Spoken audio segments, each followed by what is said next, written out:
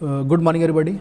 In the last class I have discussed the Pythagoras theorem, and this is one of the very important concept because so many questions we are going to solve by using the Pythagoras theorem, and this theorem is not only going to help you in this class but in the next upcoming classes also. This will be a very important theorem, or we can say by using this important theorem we can solve the so many different questions. Okay, so before starting the today's class, once again I am going to just discuss little bit about the Pythagoras theorem, है ना. तो just see what is actually the Pythagoras theorem. तो if you are having any kind of the right angle, है ना, कोई भी अगर आपके पास अगर एक राइट एंगल ट्रायंगल है, सपोज करो कि यहाँ पे ए, ये बी और सी एक राइट एंगल ट्रायंगल है, तो यहाँ पे राइट एंगल ट्रायंगल में सिर्फ और सिर्फ एक 90 डिग्री होता है. तो 90 डिग्री जो दो आर्म्स मिलके बना रहे हैं, आर्म्स का मतलब साइड, तो एक बी सी है और एक ए बी है. तो एक आर्म को हम लोग बोलते हैं जो होता है बेस, दूसरा होता है परपेंडिकुलर, और जो 90 डिग्री के सामने होता है ये हमेशा होता है हाइपोटेनस. तो कोई भी एक राइट एंगल ट्रायंगल में जाओगे तो जिसमें कि एक 90 डिग्री होता है, तो उसके परपेंडिकुलर, बेस और हाइपोटेनस में एक रिलेशन है, और वही रिलेशन को बिल्कुल पाइथागोरस जो है वो डिफाइन करता है. तो किसी भी एक राइट एंगल ट्रायंगल में अगर हाइपोटेनस का स्क्वायर करोगे तो वो परपेंडिकुलर का स्क्वायर प्लस बेस का स्क्वायर के इक्वल आता है. तो यही हमारे लिए पाइथागोरस थ्योरम है. ठीक है, अब कुछ क्वेश्चंस को बनाने के लिए हमें रूट्स की भी ज़रूरत पड़ेगी. तो एक बार हम थोड़ा देख लेते हैं कि रूट्स क्या होता है. ठीक है, रूट्स कह लो या फिर स्क्वायर रूट्स कह लो, स्क्वायर रूट है ना, रूट्स या स्क्वायर, इसका मतलब क्या होता है वो समझते हैं थोड़ा. ठीक है, जैसे कोई भी एक नंबर है, सपोज करो कि 100 और 100 के ऊपर में लगा हुआ है एक स्क्वायर रूट. तो डरने की ज़रूरत नहीं है, ये बहुत ईजी सा कंसेप्ट है, सिर्फ एक बार आपको समझना अच्छे से ये क्या चीज़ है ना. तो कभी भी अगर किसी भी नंबर के ऊपर में अगर ये साइन बना रहता है तो इसको हम बोलते हैं स्क्वायर रूट. ठीक है, तो इसको अगर मेरे को सॉल्व करना होता है, इसका तरीका क्या होता है ना, कि रूट के अंदर में जो भी नंबर है उसका आप सिंपली करो प्राइम फैक्टराइजेशन. जैसे ये 100 है तो 100 का अगर प्राइम फैक्टराइजेशन करेंगे तो 2 से कट करेंगे तो ये 50 बार में जाएगा, फिर 2 से कट करेंगे 25 बार में जाएगा, फिर 5 से कट करेंगे तो 5 बार में, और फिर 5 से 1 बार में. तो इसका मतलब ये जो रूट 100 है इसको हम लोग लिख सकते हैं अंडर रूट 2 × 2 × 5 × 5, क्योंकि इन सबको मल्टीप्लाई करेंगे तो वापस 100 आ जाता है. आप जानते हो अच्छे से. तो करना क्या होता है कि रूट के अंदर में जो भी नंबर है उसका मुझे पेयरिंग करना पड़ता है. पेयरिंग का मतलब होता है 2-2. तो देखो यहाँ पे एक पेयर आपको दिख रहा है 2 का, और यहाँ पे एक पेयर दिख रहा है 5 का. तो हमेशा प्राइम फैक्टराइजेशन करने के बाद आप पेयरिंग बनाओगे, और हमेशा एक पेयर से एक नंबर बाहर. जैसे यहाँ पे एक पेयर है, 2-2 का पेयर है, इससे एक 2 बाहर आ गया. ये 5 का पेयर है, एक 5 बाहर आ चुका है. और अगर किसी नंबर का अगर पेयर नहीं बन पाएगा तो उसको रूट के अंदर छोड़ देना. तो अभी जो भी नंबर रूट के अंदर है सारे नंबर का पेयरिंग हो चुका है, बाहर निकल गए, तो रूट अपने आप खत्म हो जाएगा. और किसी भी नंबर का अगर सपोज करो कि उसका अगर पेयर नहीं बन पाता है तो वो रूट के अंदर रह जाएगा, और जिसका पेयर होगा वो बाहर चला जाएगा. अब इसको मल्टीप्लाई करेंगे 5 × 2 = 10, तो इसका मतलब रूट अंडर 100 का वैल्यू कितना होगा 10. ठीक है, तो रूट्स के बारे में डरना नहीं है. जैसे हम लोग एक्सरसाइज आगे बढ़ेंगे तो हम लोग सॉल्व करेंगे. ठीक है, अब आते हैं हम लोग सेल्फ प्रैक्टिस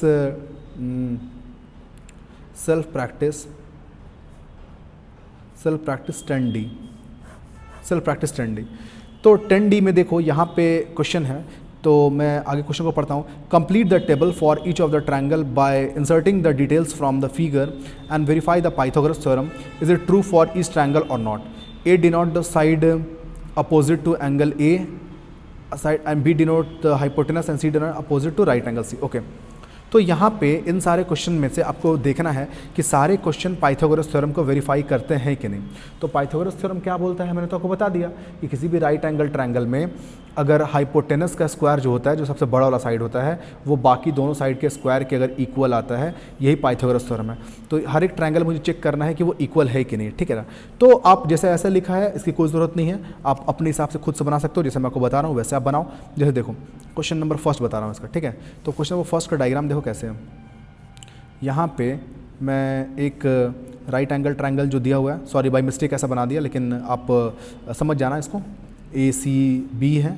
ठीक है, तो यहाँ पे देखो ये नीचे वाला साइड 3 दिया हुआ था, ये 4 है और ये 5 है. कोई दिक्कत नहीं है, ट्रायंगल इधर से था, आप इधर से बना दो, उससे कोई फ़र्क नहीं पड़ता है. ठीक है, तो आप देखोगे कि मुझे वेरीफाई करना है इसमें पाइथागोरस थ्योरम वेरीफाइड है कि नहीं.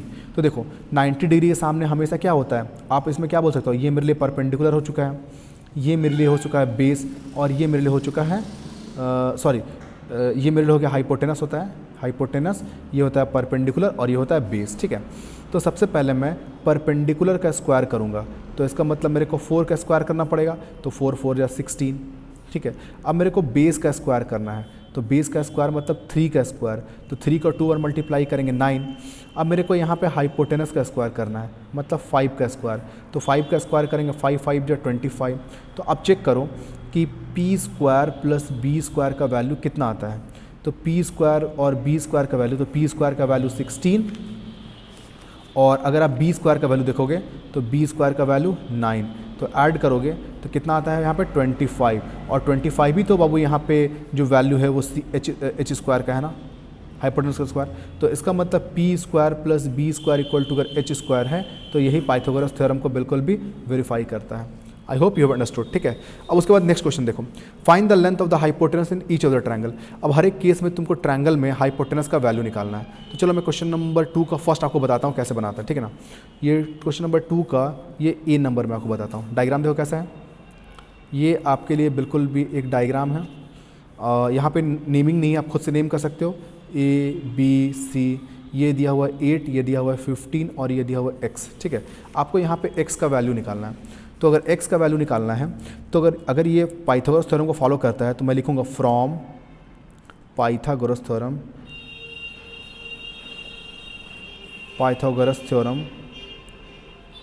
From Pythagoras theorem we can write here कि जो AC का स्क्वायर होगा this will be AB square plus BC square, ठीक है। जिसका इसका वैल्यू आप पुट करते जाओ। AC का वैल्यू कितना है x, तो लिखूंगे x स्क्वायर। AB का वैल्यू, तो AB का वैल्यू कितना है 8, तो लिखेंगे 8 का स्क्वायर। BC का वैल्यू कितना है 15 का स्क्वायर, ठीक है। नेक्स्ट स्टेप देखो, ये x स्क्वायर इक्वल टू 8 का स्क्वायर करोगे 64 और 15 का स्क्वायर करेंगे तो 15 का स्क्वायर करोगे तो 225 आता है। आप चाहो तो एक बार रफ में कैलकुलेट कर लेना खुद से, ठीक है। अब इसको ऐड करते हैं, तो ऐड करेंगे तो ये आ जाएगा 289, तो x स्क्वायर का वैल्यू कितना है 289, ठीक है।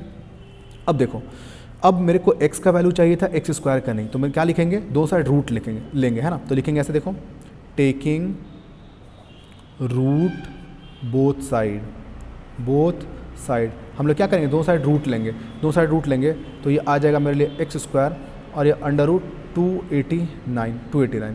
तो ये x स्क्वायर है तो इसको x इंटू एक्स क्या 2 बार लिख सकते हैं, क्योंकि x को x से मल्टीप्लाई करो तो x स्क्वायर।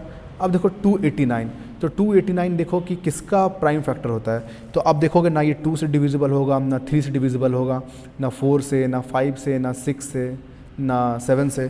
तो आप देखोगे कि लास्टली आप इसको 17 को 2 बार मल्टीप्लाई करोगे, 17 इंटू 17 तो 289 आ जाएगा। आप चेक कर लेना।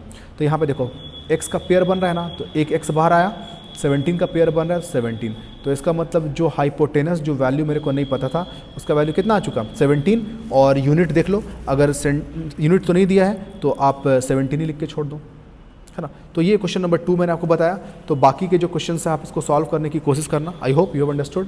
Thank you very much.